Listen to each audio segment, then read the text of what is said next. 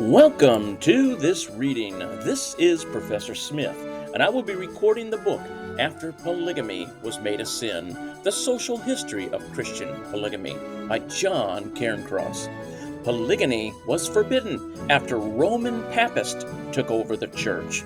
Isaiah 4 tells us the Astra strongholds denying every believing woman a good husband will be overcome at the last. Enjoy, and may the Almighty Yahweh bless you. Welcome, everyone. It's been a while since we have continued in this book, After Polygamy Was Made a Sin, The Social History of Christian Polygamy. And so we're going to continue in chapter 2, titled, Bigamy, Sir, is a Crime.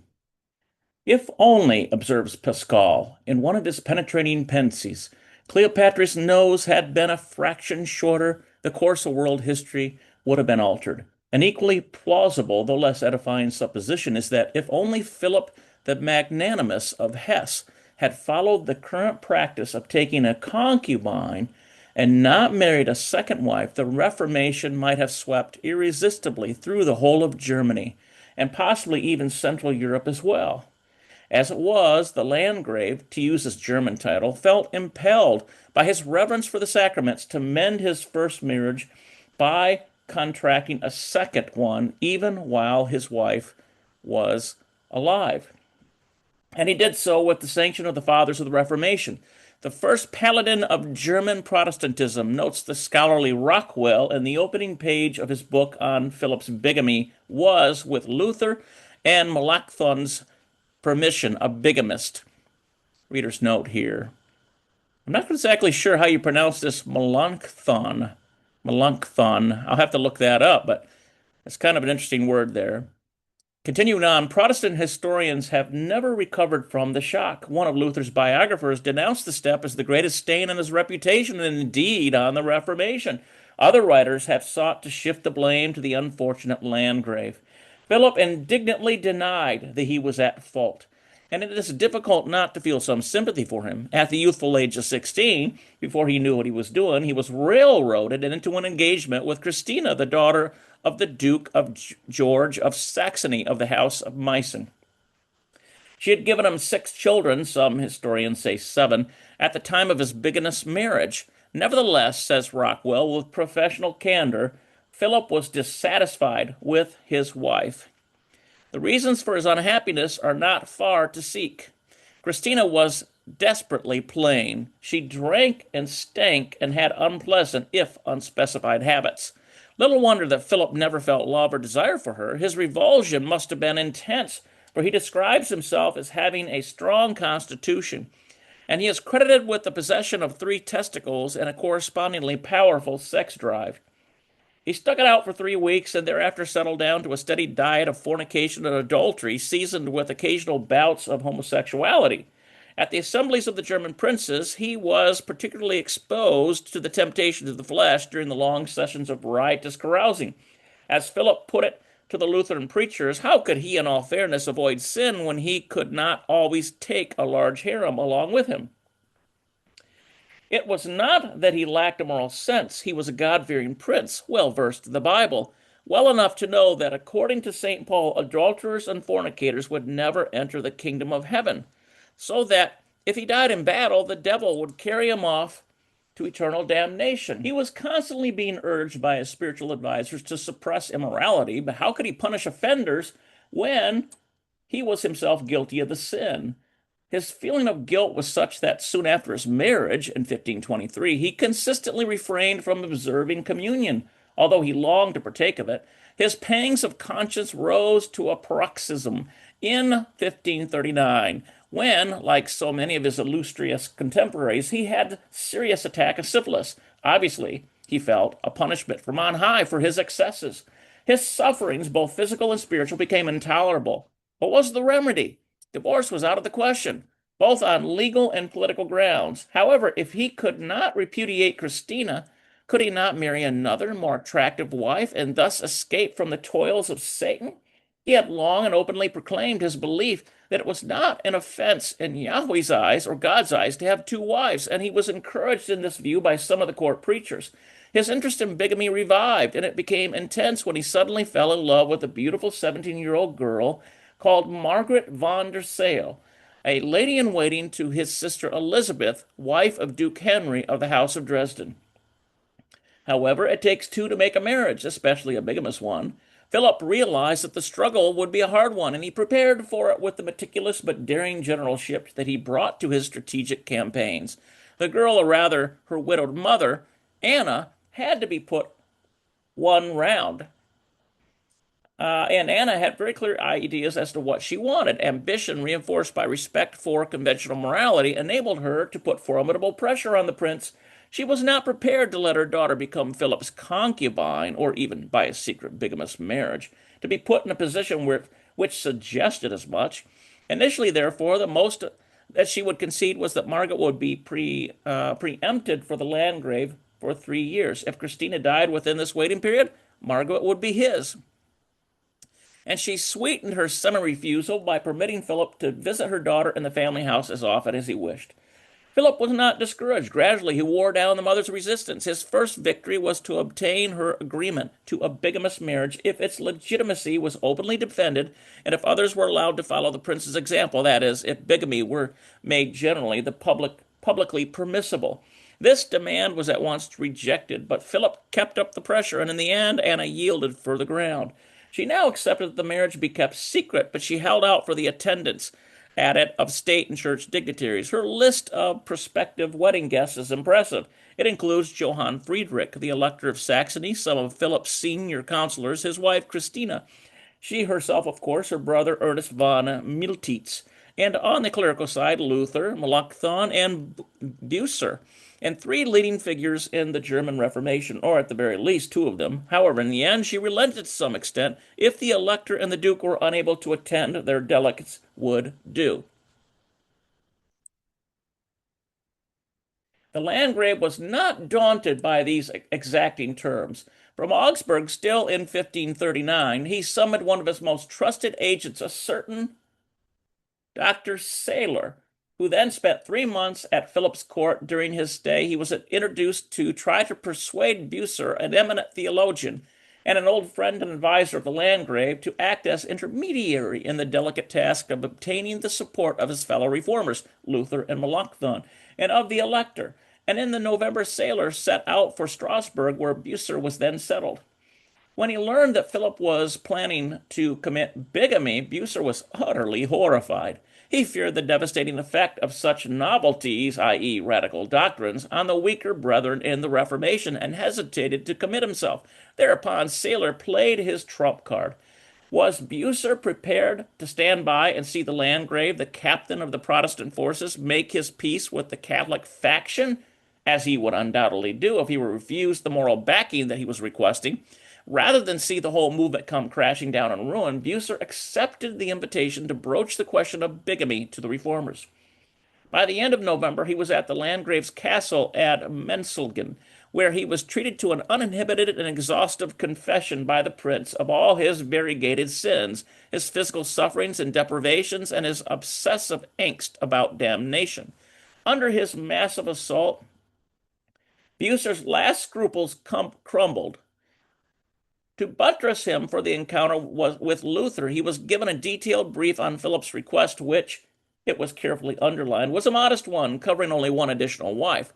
What was wanted, ran the instructions to the reformer, was a written testimony that the prince would not be committed an offense against Elohim if he contracted with such a marriage. The ceremony would be secret, but Luther and Melanchthon were requested to spy out a way to make it public at some later date. The issue was raised in general terms. Marguerite's name was never mentioned in the discussion, and indeed Bucer was probably unaware that the Landgrave had already made his choice of a second wife. This silence on Philip's part was frequently been trounced as disingenuous, both at the time and later, as if the principle involved was of secondary importance and the morality of otherwise bigamy depended on the identity of his fiancée and the date of his marriage to her. On any reasoning, Philip's tactics were justified. He saw no ground for bringing Marguerite into the picture until the obstacles to his union with her was removed. However, he could he can have little doubt about his plans would succeed, for early in the November, Sailor had been instructed to order the wine for the wedding and to observe the most scrupulous discretion in making the purchase. If it is doubtful if Bucer felt the same confidence as his master. However, armed with his brief, he set out on a journey and arrived on the 9th of December in Wittenberg, where he immediately submitted to the Landgrave's suit to the other two reformers. They were horrified. They realized at once the unbounded offense which such a bigamous marriage would cause. The reaction among the Protestants would be one of utter dismay, especially when it came to the womenfolk. Bucer was himself later to write, "It must be most painful above all for women to hear of this marriage. Of all the thousands of pious and kindly women, there will not be a single one whom the news will not stab in the heart." And if this was the effect of one marriage, there would be a cataclysm if the example were followed and a tidal wave of monsterite polygamy surged across Germany. The prospect was by no means fanciful. Some 2 years later, Bucer foresaw that the publication, with Philip's endorsement, of a work in favor of polygamy would, quote, raise up a new sect of wild fanatics, unquote. People would imagine that Philip's bigamy would be initiated or imitated with impunity, even as Luther was to put it by the veriest clodhopper.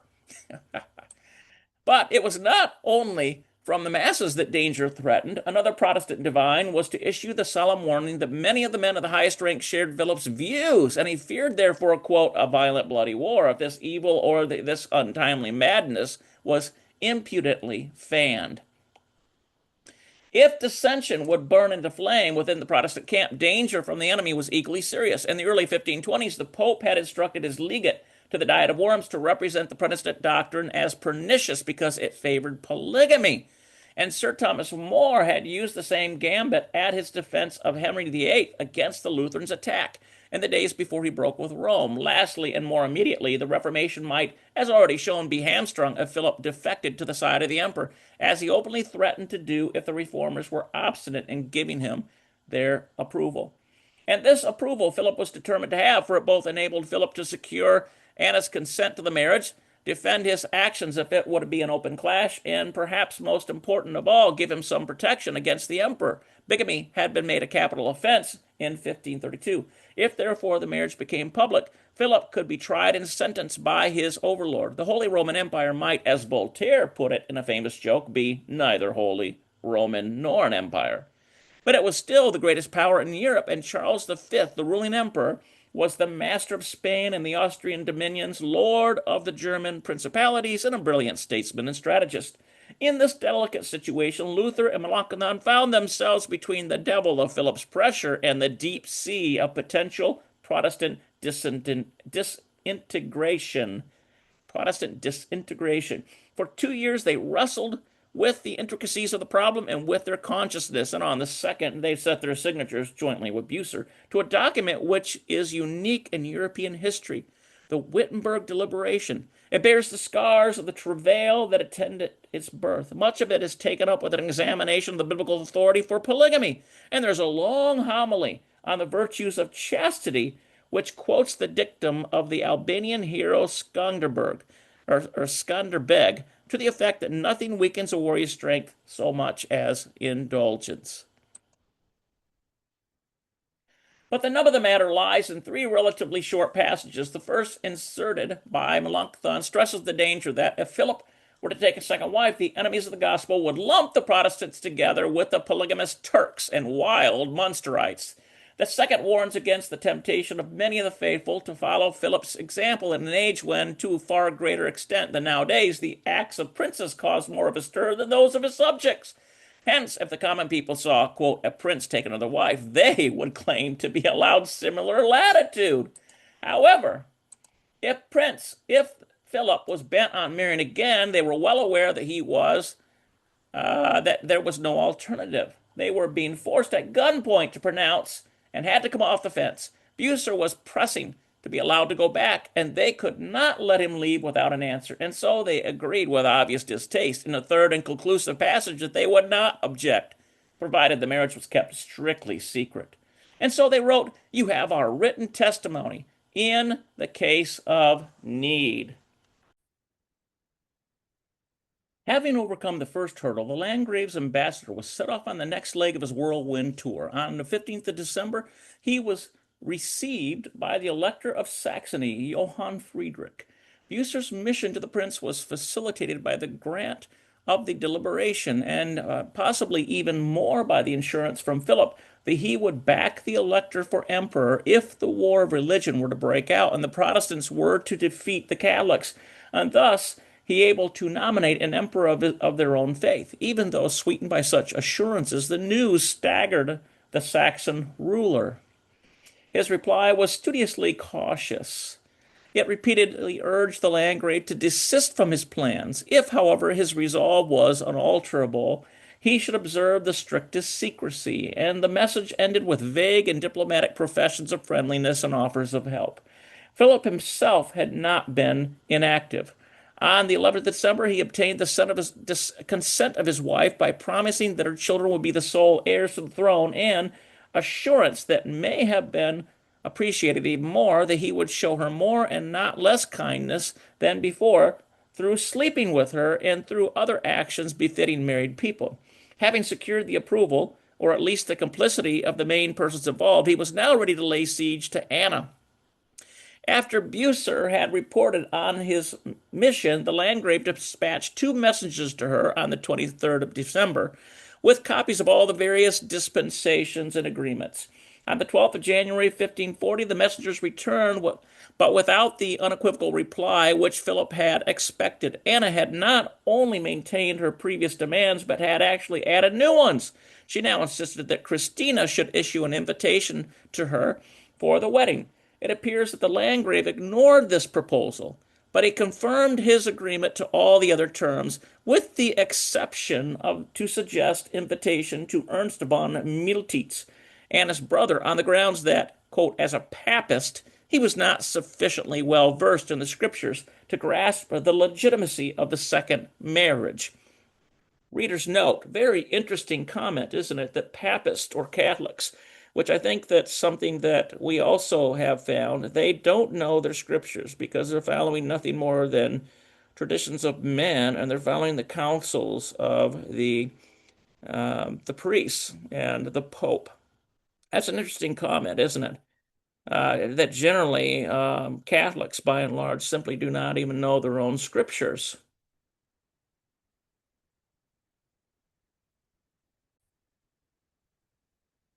For the rest, he now regarded the wedding as certain, for the first time revealed to a few chosen counselors the identity of his fiancée. His court preachers thereupon appended their names to the Wittenberg deliberation, and on the 18th of January he obtained a further clearance from his wife. Far from being taken aback on learning of his plans for Marguerite, Christina, at least so the Landgrave alleges, was even more agreeable to his plans than when they had been put to her in general terms. Everything then was ready for the ceremony. But what of the bride herself? Hitherto Marguerite had received Philip's attentions passively without pleasure or aversion. She may not even have known of his attentions, since the Landgrave had not confided in her. Through her mother had probably given her some inkling of what was afoot. What was more, Marguerite was not on good terms with her mother, and might not have taken kindly to the engagements entered into by Anna on her behalf. Philip was therefore afraid that at the last moment the girl might jettison the understanding and try to escape to her friends and relatives. Indeed, he had laid plans to counter any such move by producing Marguerite's letters, however innocuous, and thus spoil her marriage prospects. But his fears proved groundless. Marguerite showed herself happy at her fate. By mid-February, she had moved from Dresden to her mother's estate, and on the 4th of March, the marriage took place at a small town of Rothenburg in der Fulda. Philip kept his word as to the invitations. The elector and the House of Meissen sent representatives, and Bucer and Melanchthon arrived as well. Strangely enough, the reformers did not seem to have not been told whom Philip was marrying until they entered the church. Let me read that again. Strangely enough, the reformers did not seem to have been told whom Philip was marrying until they entered the church. Philip's Written instructions also dated the 4th of March to Melander and Lenning, two of his preachers, as to what they were to tell their colleagues. Do not mention Marguerite, but refer to her as, quote, a person who is now disposed to take me in marriage, unquote. The brief is also revealing as to the preoccupations uppermost in the Landgrave's mind. Quote, it is vital, unquote, says the note, that the reformers and his own counselors be present to bear witness that he plans, quote, a marriage and not whoremongering, unquote. The reformers are urged never to use the word concubine, since that usually refers to a whore. Readers note, actually, that doesn't refer to a whore in the biblical sense. It is simply a wife of lesser estate. Continuing on, Philip must have a wife whom he likes, since he means to retain his first wife. Should Christina die, he plans to keep his second wife as his only one, thus returning to the monogamous fold. Hence, she cannot be a person of lowly rank, such as a peasant girl. And he concludes with a statement of what he will say if asked by the guest about the reasons for his marriage. It is intended as a medicine and remedy for evil conduct and dissolute living, and it will help him to lead a better, more Christian life. The Landgrave's instructions were faithfully followed by Melander, as the wedding certificate testifies, after paying tribute with the starched pomp of the times to, quote, our most mightily, most invincible, and most gracious Emperor Charles V, unquote. The document records the presence of His Highness Prince and Lord Philip Landgrave, Count of Katzelbogen, Dietz, Ziegenhain, and Nida, with certain counselors of His Highness on the one hand, and the honorable and virtuous maiden Marguerite von der Sale, and certain relatives on the other. Melander then explained that Philip wished to marry Marguerite, although His Highness's first wife was still alive. In order, however, the address continued, quote, that this step is not decreed as capricious or frivolous, and no offense be caused hereby, in the good name of the said maiden and her honorable relatives be not jeopardized. His Highness swears before Elohim, or God, that it is motivated by important and unavoidable considerations of conscience and body, and that it is impossible for him to be saved unless he take a second wife in addition to the first one, unquote. Readers note, that's very interesting, because that is an interesting reasoning that perhaps would apply to so many Christian men today, in marriages that they are quite unhappy about, or perhaps they meet a single woman and they fall in love with her, and it is so much better, the reasoning being that they should take her in proper standing according to Scripture, rather than take her as, perhaps basically fornicate with her and not make commitment to her, you see, which is the standard. In fact, I remember recently there was a very famous preacher who, we don't know the depth to the relationship that he had with this young lady, but brought such disrepute upon him because of the false monogamy-only doctrine that he had to step down from a very prestigious teaching position, simply because society misunderstands the import of these principles. Continuing on, the marriage was a quiet one, since in our times it is unusual to have two wives at the same time, although in the present case it is licit and Christian, unquote. Isn't that interesting? Thereupon the couple, joined in marriage by the preacher, swore undying love and troth to each other.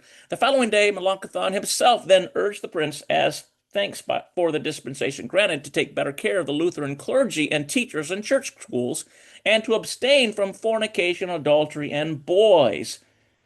Readers note, isn't that interesting, the level of sins that this Landgrave was apt to engage in? Pedastry, very a heinous sin. No wonder he was fearful of hell, as he should be. The Landgrave was so overjoyed that he took little notice of such exhortations. Far from being plagued with multiple scruples, he was proud of his action. Quote, I have done it, unquote. He was a fortnight later, quote, with God and good conscience, unquote. And on the 5th of April, he wrote to Luther, thanking him for the dispensation and telling him that he had taken Easter communion, quote, with a merry conscience, unquote, and would, as a result, be able to further the cause of the Reformation with great zeal. He added the piquant detail that Marguerite had turned out to be a relative of the great theologian's wife, and hence, to his delight, he was Luther's brother-in-law. He was convinced of the legitimacy of his marriage, but what answer should he give if he were asked point blank about it? Luther replied immediately that the bigamy should be kept secret because of the bad example it might set. Now, readers note, interesting that Luther was had such trepidation about even acknowledging it in public because, this movement was new. It was up and coming, and the Catholics had a very powerful force set in years of such. Continuing on, but it was too much to expect that all those in the know would be discreet. Some of them even had an interest in provoking a scandal. Nor some of the Landgrave's friends all. Okay, let me read that again. Nor did the Landgrave's friends all help. In April, the court preacher Melander was foolish enough to defend bigamy from the pulpit, and the feverish building work on Marguerite's new residence in the country set tongues wagging. By the 25th of May, another court divine was writing in anguished tones to the prince that a terrible rumor was all over the land. It was likely to cause widespread defection from the gospel. A country parson, he added, had even asserted that Luther's permission to celebrate the marriage had been bought at the cost of a cask of wine. The tale soon reached the ear of the Duke Henry of Dresden. He was the husband of Elizabeth, Philip's sister, and Elizabeth herself was Marguerite's mistress. Henry realized that it would be automatically assumed that he and his wife were a party to the marriage, and he determined to get to the bottom of the reports. It was not hard for him. Anna van der Sale was one of his subjects. On the last day of May, she was fetched to court by a posse of cavalry and forced to make confession. The next day, she was escorted back to her estate, together with two secretaries, and obliged to deliver up the documents in her possession for copying. As it happened, she surrendered only Philip's declaration to his wife of the 11th of December and long document by Bucer, setting out his views for and against polygamy. In the confusion, this had been substituted for the Wittenberg deliberation. The story soon made the rounds in Germany and beyond. Preachers fell to denouncing Philip for his lapse from grace. Other reactions were of unbelieving hilarity. Had one even heard of anything so silly? Asked the Margrave of Brandenburg. The emperor himself, who had sired children all over Europe and then had them legitimized by the Pope, felt that it was all a huge joke, but one that could be turned to solid political advantage.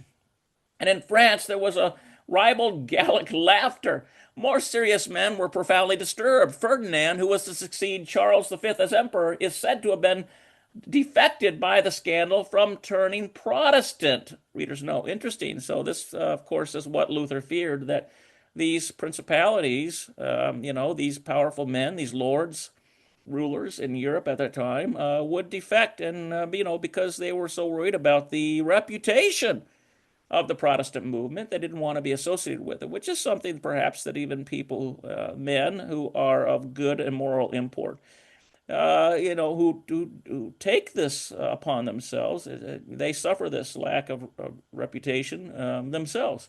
Continuing on. The men who had granted Philip his secret dispensation were on tenterhooks and hastily looked to their defense. Luther wrote to the elector that he had been misled by the Landgrave. He had thought Philip had meant to take only a simple girl who would be kept in a quiet spot out of the harms and gossip's way. But the princess, it now turns out, had married a lady-in-waiting, no less, who had been set up in an imposing country residence. The moral issues appeared to be of less concern to Luther than the social ones, and indeed, to judge by his table talk, that's in 1540, at the time, he saw the only hope of salvation in the possibility that, who could say, Marguerite might soon die. Melanchthon, for his part, readers note, I wonder why he might suggest that, perhaps because the Landgrave, this lord, had syphilis, and perhaps being that it would transfer to her. It's interesting that this woman was willing to engage in such, knowing that the dangers of such, or maybe she was too ignorant to even know the dangers. Who can say? Continuing on, Melanchthon, for his part, tried to beat a retreat and delivered himself a revised and unfavorable pronouncement on the marriage. Thereupon, under the weight of the mounting evils springing up all around him, he prayed to God, quote, to avert the monstrous danger and scandal, unquote, and broke down. For days he was unable to touch food or drink and hovered between life and death. He only rallied when Luther rode out to breathe confidence into him with the power of his robust faith. The elector was equally concerned. He had only agreed to the marriage with the utmost hesitation and on the express condition that it was kept strictly secret. He now sent Philip a letter full of veiled reproaches for having caused Melanchthon's collapse, an accusation which Philip heatedly rejected. There was, of course, no question of Saxon support for the Landgrave's position now that the bigamy was the stock subject of conversation in Germany. The common factor in all of these reactions was an insistence on the need to keep this gigantic skeleton in its cupboard. Philip, on the contrary, was perfectly prepared to drag it out in the light of day. From the start, as his instructions to Bucer show, he had been eager to have the marriage recognized by all and sundry, and not kept as a subject for snickering whispers or open denunciation. The subject distinctly, the subtle distinction drawn by Luther between what was right in God's eyes and what could be defended to the world seemed to him the flimsiest of casuistries. I think that word is casuistries, kind of like causal. He may have been the founder of the great University of Marburg, but he was essentially a bluff military man, more at home at the battlefield or with his hunting dogs than with, quote, the sapient sutlers of the Lord. In other words, readers know. In other words, this describes this man as sort of a simple man, but he was a very straightforward moral man, you see. But he did not understand the intrigues and the subtleties of the doctrinal arguments involved. I think that's what's being communicated here. Continuing on. He had clear, straightforward ideas, and he stuck to them with laudable tenacity. For him, what was right, and he was prepared to defend his convictions even at the cost of political eclipse. Rather than see his marriage questioned, he would be content to retire to a house or two, doubtless for his two establishments, and hand over his estate to his children or the emperor. He was not disturbed by the prospect of opposition. Quote, from the world, unquote, he wrote to Luther. Quote, we do not count an exhorting recognition of Marguerite, unquote. Or we do not count on exhorting recognition of Marguerite, unquote. In other words, readers know, is that Philip Landgrave felt that this was sort of a compromise of sorts, and he did not expect other people to accept his marriage, but he was holding to it very steadfastly himself, and felt himself very justified, and perhaps rightly so, given that the Protestants, leaders had given him license to do so. Continuing on. He felt that his position on the score was by no means weak. It was an age when marriage was in a state of flux. Priests had forsworn celibacy and taken wives to themselves on turning Lutheran, but Catholics still regarded such unions as invalid and sacrilegious. Readers note, well, of course, because the Catholic Church not only had the heresy of forbidding polygamous marriage as just and righteous as the Bible describes, but they also had the heresy of celibacy in the priesthood, which is considered a doctrine of demons, if you remember, according to the New Testament instructions. Continuing on, other radical innovations such as bigamy would naturally meet with similar condemnations, at least start with. But this did not make them any less justifiable than priestly marriage. Luther, the ex-monk married to an ex-nun, need therefore not to be so self-righteous, and in the same letter just quoted, Philip, after affirming that he considers Marguerite his wife by God's word and Luther's advice, administers a savage thrust at the reformer. Quote, God grant that the world may so regard the wives of our preachers in this and other lands, unquote.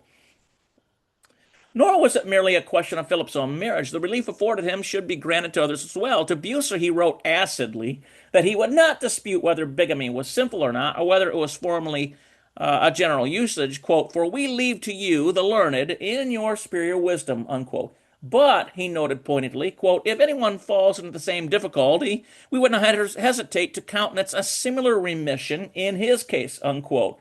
Though he qualified his threat by making the marriage conditional on the approval of the man's confessor, the state authorities, and if pressed, the freely given consent of the first wife as well. This is reader's note here. It's interesting that that this situation is such that he said that he would even allow others in his kingdom to engage in similar practice if they were found in similar unfortunate situation. Continuing on, strong in the assurance of the justice of his case, Philip even assembled his notables on the 2nd of June at Kassel and tried to induce them to back his stand. He was unsuccessful. His advisers were well aware that such a course would provoke a violent intervention by the emperor. They therefore suggested a more diplomatic line. The Landgrave should admit to having a concubine, but quibble as to the meaning of the word. The public would take it as synonymous with a mistress, whereas Philip would understand it in the biblical sense of an additional wife, a helpmeet before the Lord, such as those taken by Abraham, David, and other holy men. Very reluctantly, the Landgrave agreed, for he had always heartily disliked the immoral associations of the word suggested. Reader's note here, and I can understand that because the term concubine really is an unfortunate term.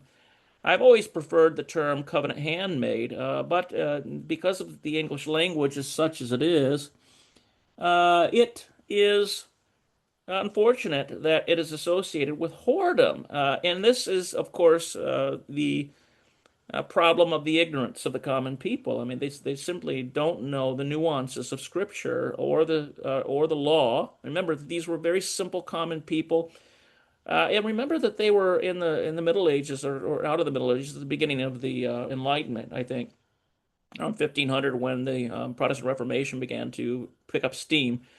You have to also understand that the people were not accustomed to studious application of themselves to the Scriptures because they had come out of Catholicism, where it was therefore forbidden for men, and especially women, to engage in the study of the Scriptures. It was strictly reserved unto a priesthood class and held jealously by the Catholics, and they could do whatever they wanted with them. They could say this or that, and if it lined up with the Scriptures, fine. If it didn't, no one would know the better.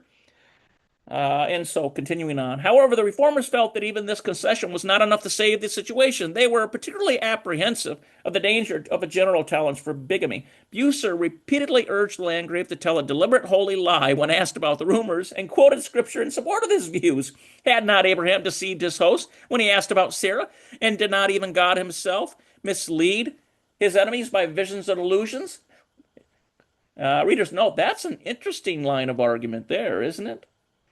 Unquote. Bucer even suggested that Philip should revise the marriage contract to make Marguerite a concubine, though continuing to treat her as a wife. And he made other improving proposals, such as that Philip should devote less time to hunting and other amusements and more matters of state and to his wife. The Landgrave, to be fair, heeded the last suggestion, for Christina bore him 3 further children after her second marriage. But for the rest, he was adamant. Marguerite and her mother, he wrote, would rather be torn to pieces than incur such dishonor. And it looks like here's the quote. We are willing to reply as long as it is possible in dubious and ambiguous terms, but to say that there is no marriage, that advice should be given to another and not to us. We cannot and will not lie, for lying does nobody any good. And besides, to show that he too knew his Bible, God has forbidden false witness. Interesting quote there from Philip. In his rejection of the idea of basically lowering his second wife to the status of a concubine in order to basically bring peace to the entire German establishment, where it had been, it had been divided, of course, between Protestantism and Catholicism. Catholics were seizing upon this as a morbid, it was a wrong thing in their mind. Continuing on, the only effect of the sterile round of letters was to cause mounting irritation all around. Philip decided the one hope of breaking out of the impasse was to meet around a table and thrash out the disagreements. And at his request, delegates from himself and the elector met with Luther, at the Eisenach conference and battled over the issue for 4 whole days. That's the 15th to the 19th of July. Any hope of agreement soon faded. Luther upbraided the Hessians for having revealed the details of the marriage, which Philip's men indignantly denied. The dispensation, Luther went on, was valid only for the Landgrave's conscience and ceased to have meaning if it became known. A private yes signified a public no. Hence, if the news of the deliberation leaked out, he would deny its existence. He would not accept the view that what was right in God's eyes was automatically right in itself. For instance, a child by a man other than the husband must be regarded as the legitimate heir. And so, reader's note, so basically Luther was backtracking, and perhaps he was caught unaware. Remember that he did not know that this woman was of, she was of the lordship. She was of the higher estate. And it maybe he felt that, maybe he assumed that this was a lower estate woman that was be taken as a second wife. And therefore it could be more easily, explained And so this is quite an interesting situation here. The Luther then backtracks vociferously on this, simply because he did not want the Protestant movement to cause, to have the disrepute, even though it was an unfair disrepute. I say that again. It was an unfair disrepute because what Philip Landgrave was doing was correct according to Holy Writ.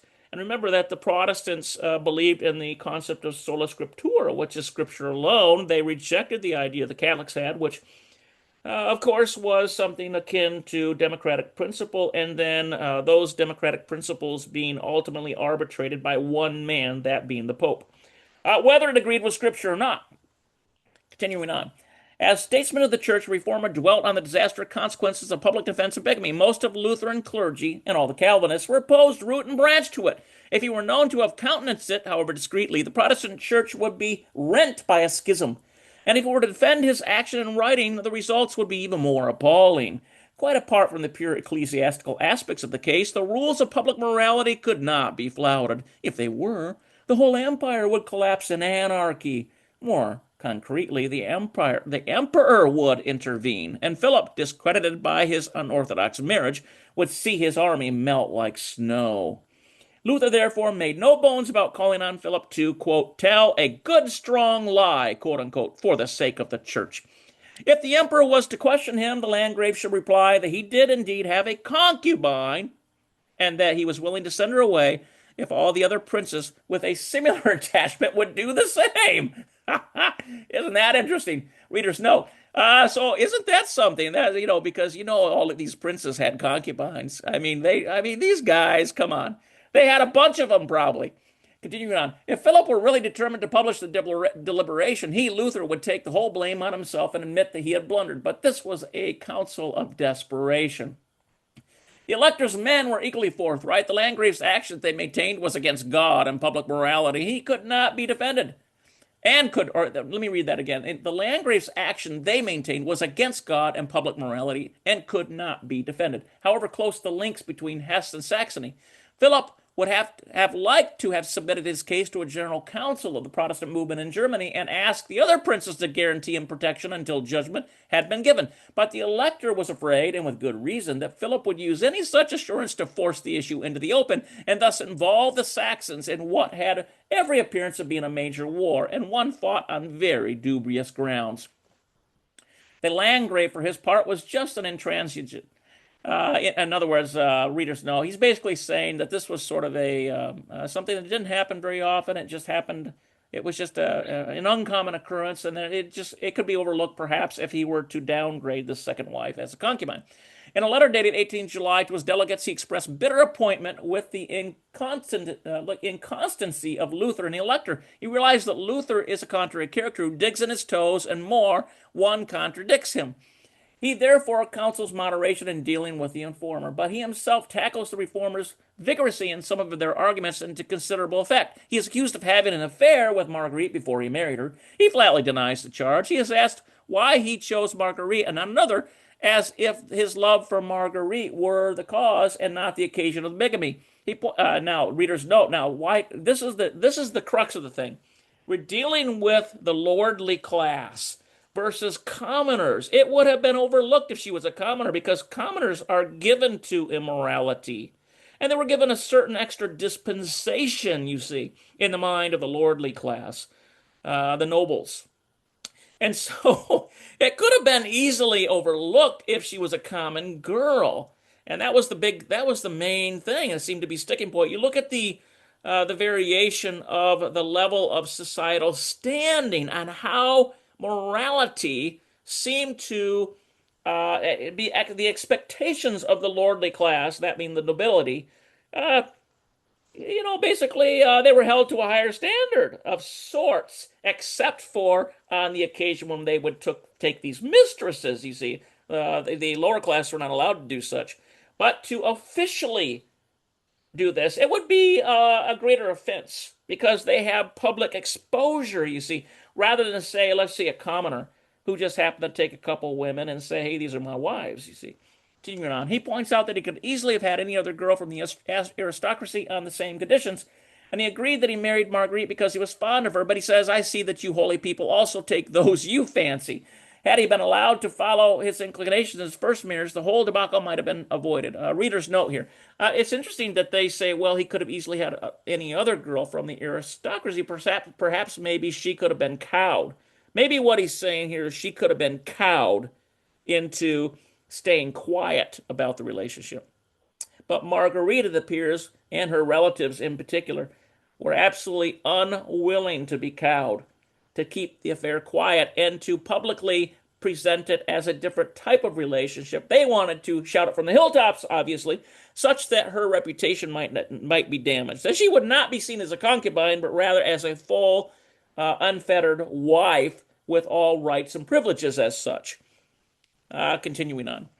He points out that he could easily have had any girl from the aristocracy on the same conditions, and he agrees that he married Marguerite because he was fond of her, but he says, I see that you holy people also take those you fancy. Had he been allowed to follow his inclinations in their first marriage, the whole debacle might have been avoided.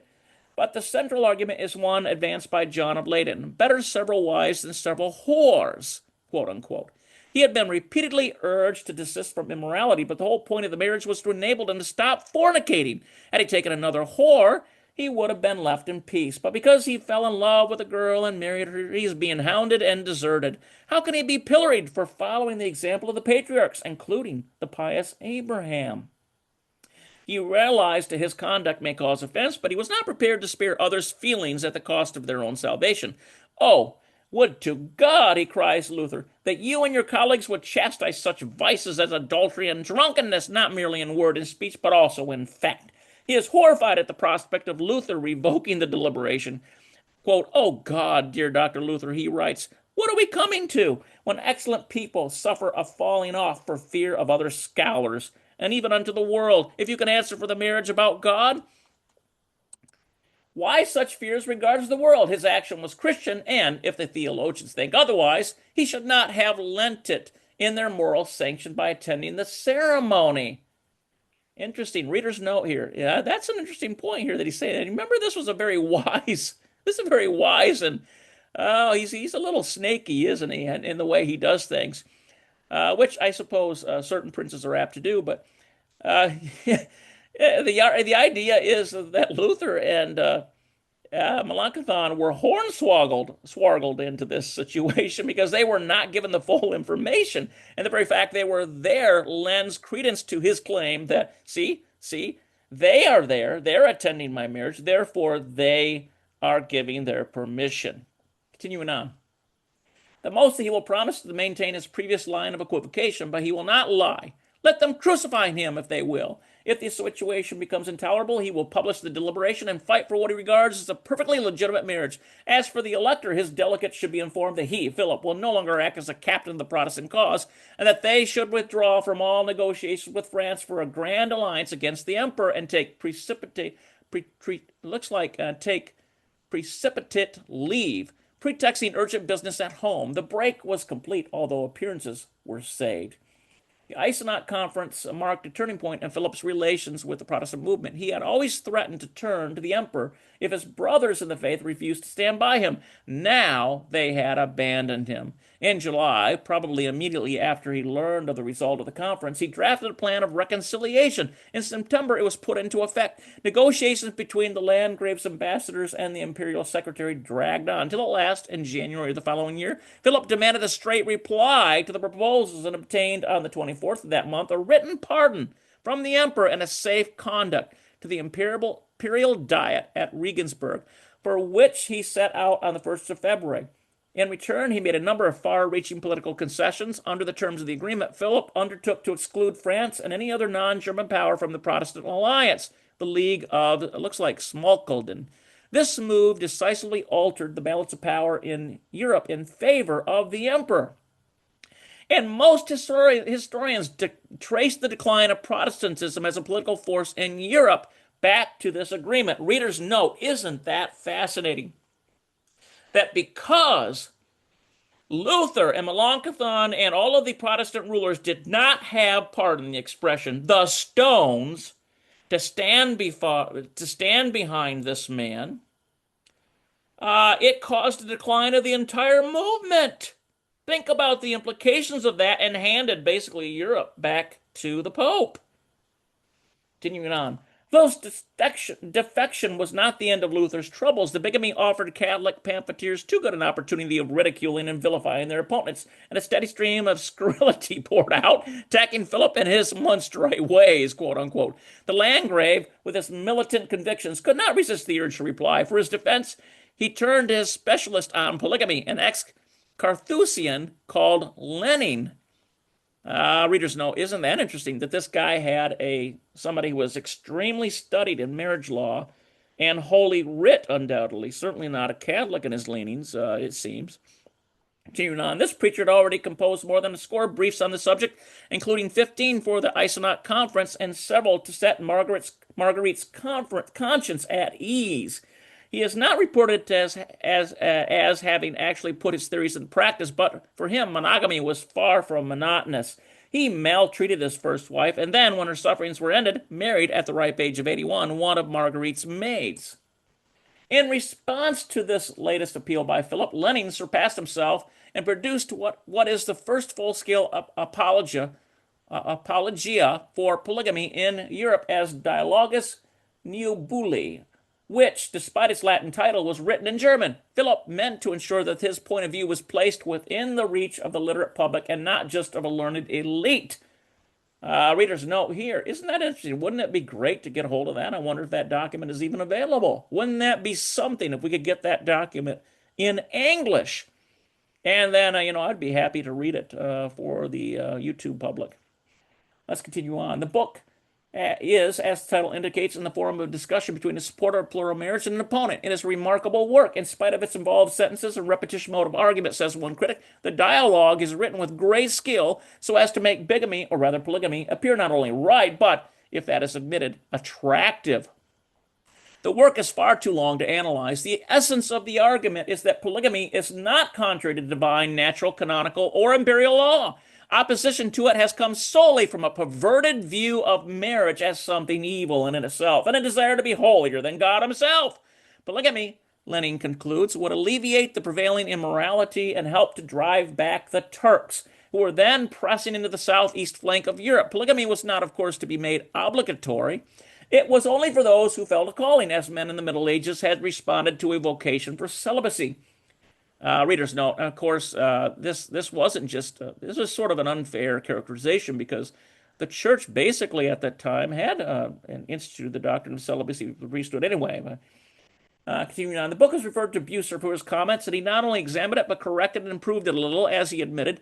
Indeed, as late as 1900, he was credited with having written it. He did, however, try to restrain the Landgrave from publishing it, but the most that he could achieve was that the work be distributed privately in mid-August 1541. Let me see here. We've got a discrepancy of dates here. The book was referred to Bucer for his comment, and he not only examined it, but corrected and improved it a little, as he admitted. Indeed, as late as 1900, he was credited with. Okay, so basically what the author is saying here is that copies of this have passed. So this then presupposes that perhaps there is a copy. I mean, 1900, that's not, too far from us. But initially, what came out in 1541. Of course, you think about, almost 400 years or so years, that this book was around. It must have made rounds among the elite, certainly. Continuing on, for Philip's missionary zeal in the cause of polygamy was unabated. He took the clergy to task for faint-heartedness when they remonstrated with him. If, he wrote to Melanchthon, we, you, Luther, and others suffered death, yet there will be found people who are more godly and trusting than we, who will accept this solution, which is not forbidden by God and is free and permissible. Far from contemplating martyrdom in the case of polygamy, the Lutheran clergy was outraged at Lenin's book. Luther had to persuade a friend of his, Justus Minius, to hold back a counterblast to the dialogue, but Luther himself cascaded the author as a garrulous fool. He also composed a refutation of which one of the milder passages reads, "Whoever follows this idiot in his book and thereupon takes more than one wedded wife and desires his action to be regarded as righteous, may the devil bury him in the abyss of hell." Readers note. So it appears that Luther, this is interesting history because, I had time, the dispensation that is often cited as Luther giving to Prince Philip of Hesse the Landgrave of Hesse, from his standpoint, he was tricked into such. Or, given the political intrigue, he didn't know all the details enough in order to make an informed decision. Therefore, he showed up at the marriage of his second wife, and it caused quite a stir and a problem for Luther. But Luther apparently backtracked. And like I said before, if Luther had had the stones, along with the other Protestant reformers, and had backed up this Lord, the Protestant Reformation would have been far more powerful, I believe. But because they lost Philip of Hesse to the Catholics, they lost their they lost the oomph, so to speak, of the movement. And they lost the. They looked as perhaps they were double-minded.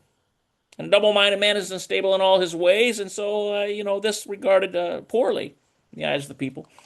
Continuing on, but Luther in his turn was restrained by the elector from publishing his work, and after a long estrangement, Philip and the reformers finally met. The discussion was remarkably cordial. Luther merely criticized Lenning's book for having used too many arguments of unequal force rather than a few really sound ones, and Luther and Philip thereupon withdrew as many copies of the dialogue from circulation as he could. Somehow the wounds healed and the scandal died down. An open break between the Landgrave and the Protestant church was avoided. Interesting. And the issue of polygamy was shelved. Okay, so basically what it's saying here is that the Landgrave, Philip of Hesse, eventually at the very end of it decided to treat kindly the Protestant Reformation, Protestant churches. But for a while it was quite a political hot potato, wasn't it? The fact that Philip soon afterwards took his troops into battle for the Protestant cause and suffered defeat and imprisonment at the hands of the emperor no doubt helped to reconcile the former hostile allies. It was not till well on his 17th century that the Wittenberg Deliberation and other documents on the bigamy were published. They were promptly seized on by the great French Catholic controversialist Bossuet. It looks like Bossuet, and used to devastating effect in his variations of the Protestant Church, 1688. Nowadays, the whole episode leaves most readers unmoved, if not unamused. Old Testament polygamy has long ceased to be of interest, and Philip's bigamy is mainly interesting as an illustration of the eternal conflict between the Crusaders, who put principles above everything else, and the realist, who lets practical considerations weigh heavily on the scales. But if Luther showed great statesman-like quality in his handling of the affair, it is Philip who comes out of it most credibly if the moral issues alone are examined. In other words, the idea, reader's note here, that Philip had the stones and take what may. He was going to stand by his absolute belief that he had taken this second wife righteously according to Holy Writ. But Luther and these Protestant reformers were really looked upon as simps because they backed away whenever the heat got too hot, you see. And so all of this ensued. Continuing on, he had scored a very shrewd hit by insisting on the revolutionary character of priestly marriage introduced by the Reformation. If, he asked, if it should suddenly be possible to overthrow such a firmly established institution as the celibacy of the clergy, why should the institution of bigamy be a priori excluded? Readers note, interesting statement. You look at all these arguments, and they're arguments perhaps that are bandied about today. The Catholics, obviously, once you read the scriptures, especially the New Testament, you can see the Catholics were clearly wrong, that it was a doctrine of demons to forbid men to marry, even if it was in the context of monogamy. And they had done so for the Catholic priests, and of course, pedastry, which even continues today, regrettably, in the Catholic Church, is the unavoidable effect of such. Continuing on. The only effective answer would have been the polygamy is condemned by Christian doctrine. This is the reply which most Protestant thinkers, such as Calvin, would have given to Philip's petition, and the prince would then have been stamped unequivocally as a radical or a heretic. But this was a stand that Luther and his colleagues never took, and for very good reasons. They could not. They themselves did not believe that polygamy was against divine or natural law. They took their stand solely on the grounds of expediency, you see, because it was politically incorrect. Luther, it is true, had curious views on a number of subjects, including sex. Had God consulted me, he wrote, I would have advised him to propagate the species by fashioning human beings out of clay the way Adam was created. However, sexual activity was an essential part of life, though sinful, like eating and drinking. Luther even alleged that Jesus had probably committed adultery with Mary Magdalene and other women in order to partake fully of the nature of man. Oh my goodness! Now these are the beliefs of Luther. There actually is an entire group of people in Europe that believe that Mary Magdalene that actually what they believe is that Jesus married Mary Magdalene and took her, and that Mary Magdalene was not the whore as the Catholic Church has painted her, but that she was a righteous woman. But anyway, that's neither here nor there. Continuing on. But the main reason for his indulgence to polygamy had little direct connection with sex. His attitude stemmed from a problem that had faced the church from the beginning: how to defend certain acts of the patriarchs which were of questionable morality when judged by Christian ethics. The Manichaeans, early Christian sect, for example, had it laid down that Abraham was not a Christian since he was guilty of sensuality in his conjugal relations. St. Augustine immediately sprang to his defense. Abraham, he argued, had lived more chastely with his several wives than most men in monogamy, and in any case, polygamy in his life was the custom, and hence no sin. Luther took the same line. For him, Abraham was the first Christian, and more important than all the popes together. His morals had to be stoutly defended, and so right from the start, Luther lays it down that polygamy is not wrong in itself and definitely preferable to divorce. He was never to diverge from his position.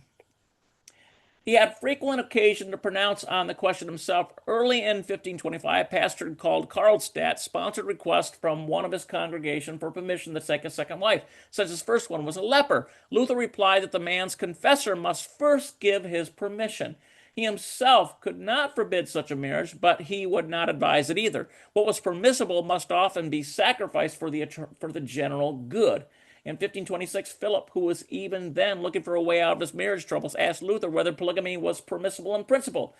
The reply ran that no Christian should have more than one wife because that would give offense, and because there were no positive word from God suggesting that polygamy be revived. Heathens and Turks might do as they pleased. True, some of the patriarchs had been polygamists, but it was because they had a definite reason, such as the need for progeny. A Christian, before adopting polygamy, must first have a calling from God. Plural marriages, therefore, were to be rejected, except in the case of extreme need. Philip did not insist, and the matter was dropped for the time being. A little later, Luther admitted, contrary to the doctrine of the Catholic Church, that polygamous converts had been admitted into the early church. His convictions were put to the test when in 1531 he was asked by one of Henry VIII's agents whether that king could regard his marriage with Catherine of Aragon as void, the annulments of his marriage being an essential precondition of wedding Anne Boleyn and having a male heir. Most of the theological authorities consulted, many for interesting reasons, agreed that he could repudiate his queen. Let me read that again. This is about Henry VIII. His convictions were put to the test when in 1531 he was asked by one of Henry VIII's agents whether that king could regard his marriage with Catherine of Aragon as void, the annulment of his marriage being an essential precondition of wedding Anne Boleyn and having a male heir. Most of the theological authorities consulted, many for interested reasons, agreed that he could repudiate his queen. Luther, as well as Bucer and Melanchthon, took the opposite view and advised him to keep Catherine but take a second wife. I would allow the king, wrote Luther, to take another queen in accordance with the examples of the patriarchs of old, who had two wives at the same time, unquote.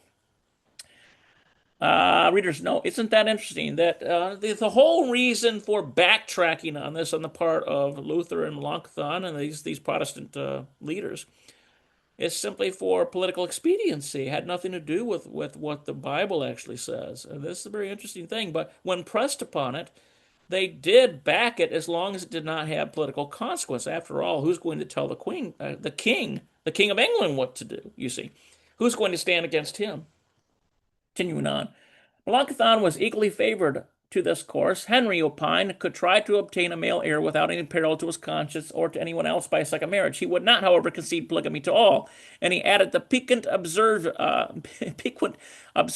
that the Pope would, in his view, accord the necessary dispensation as an act of love, unquote. If such permissions were refused, Henry should disregard the Pope's ban and take a second wife notwithstanding.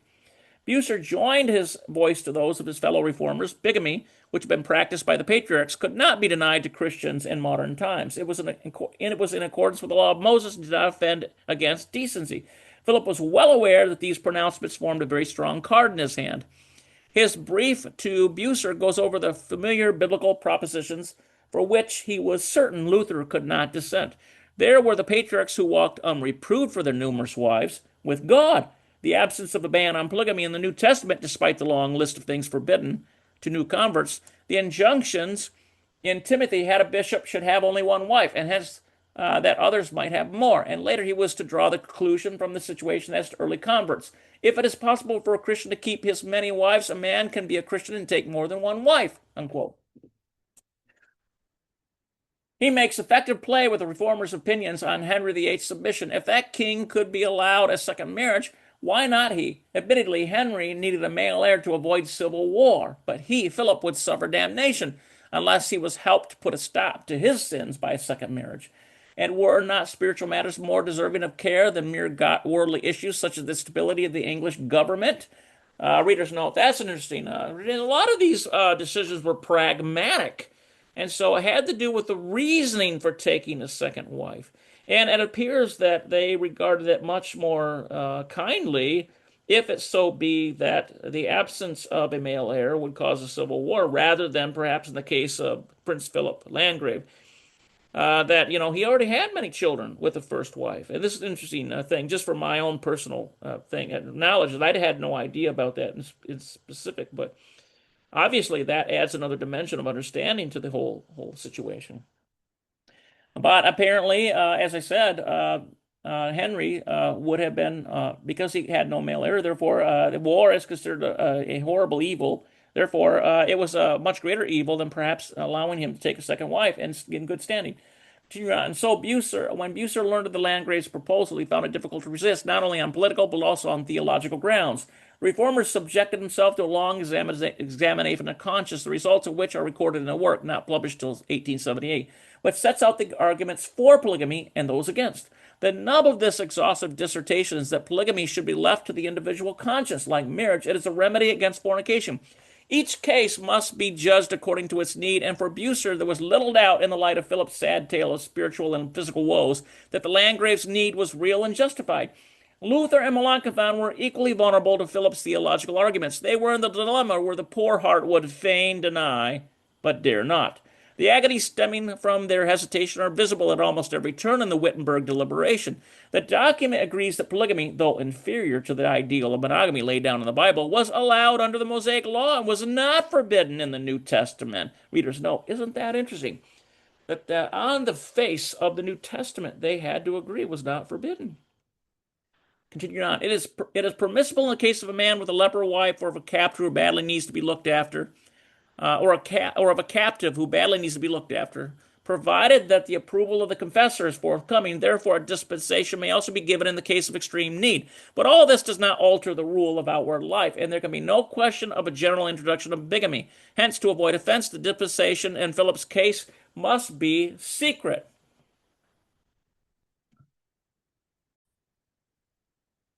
Small wonder that Luther found it difficult to defend his position at the Eisenach conference. All he could muster by way of theological argument was that his earlier writings should not be regarded as infallible, and that he was learning every day. Who could say that he would change next in his theories? Paul had said, "Let every man have his own wife," and there was no examples of polygamy in the New Testament. Luther was usually more cogent than this. Readers note, actually, this is somewhat of a disingenuous position on the part of Luther. Yes, there's nothing specifically noted, but that does not, the absence of evidence is not proof that there wasn't this practice. And by historical documents, we can say that there absolutely was cases of polygamy in the early church before the Catholics took total control of Europe. And that you'll have to look that up, and I think we could supply that if you ask us. Continuing on, the truth is that the deliberation was taken on political, not doctrinal grounds, and Luther knew it. The same considerations had prevailed when he advised Henry VIII to take another wife, though his horror of divorce was genuine enough. The approval, as he was later to put it, was accorded because bigamy was more tolerable. Let me read that again. The approval, as he was later to put it, was accorded because bigamy was more tolerable than a situation in which both country and people would be torn asunder in civil war. Luther was at that point in time not so concerned about the possible extension of bigamy to lower orders. The Munsterite rebellion lay in the future. And besides, England was a foreign country, and a Catholic one at that, since Henry had not yet broken with the Pope. So there was no danger of the king going over to the other side. For Bucer, political considerations, those of status in particular, were just as important as for Luther. Latitude for bigamy, he wrote, as the scriptures show, is accorded more generously to kings than to others, and hence should be refused, least to all to great lords, unquote. The decision was political too in Philip's case. If he were not given his way, he could defect to the emperor and work against the Reformation. It was, said Luther, an emergency that could only be patched up with the help of Moses, the Mosaic Law. But the threat was a serious one only because of the Landgrave's power and rank. Luther was far less forthcoming to the anonymous but humble petitioner of 1525, afflicted with a leper wife. Readers know, isn't that something? So basically, and remember that a lot of these men who had rose to this position, might makes right. It depends on who they're allowed to have a biblical right. You see, it all depends on who. If they have might, if they have prestige and power, then these men will give their dispensation, allow such. Although it was somewhat on a very shaky ground with Prince Philip of Landgrave. Continuing on. Conversely, he was shocked to learn that Philip had committed bigamy with a lady-in-waiting, not a simple peasant girl. There is no need to veil one's face at the reformer's recognition of the power of social hierarchy in the 16th century. He was merely taking account, as any statesman should, of the dominant forces at work. In particular, he dreaded the impact of a bigamous marriage contracted by someone of Philip's standing. The actions of princes, quoted the deliberation rightly, caused more of a stir than those of private persons. Others, down to the veriest clodhopper, would seek to copy such a prestigious example. There is no mystery as to the ideas guiding Luther's policy in the whole affair. He was obsessed by the danger to social stability inherent in peasant revolts, such as the risings of the 20s, when he had urged on the German rulers to hunt down the mad dogs and suppress the revolt in a river of blood. And more recently, and even more pertinently, there was the visionary Munsterite kingdom, which polygamy had formed a diabolical adjunct to the wildest social radicalism. If, as Bucer explicitly feared, population agitation were to find leaders in the nobles eager to introduce polygamy, a match would be set to a powder barrel, which might blow up the whole of Germany. And had Bucer's nightmare men realized, the whole evolution of European mores would have been utterly different. And that completes the chapter and completes our reading for today.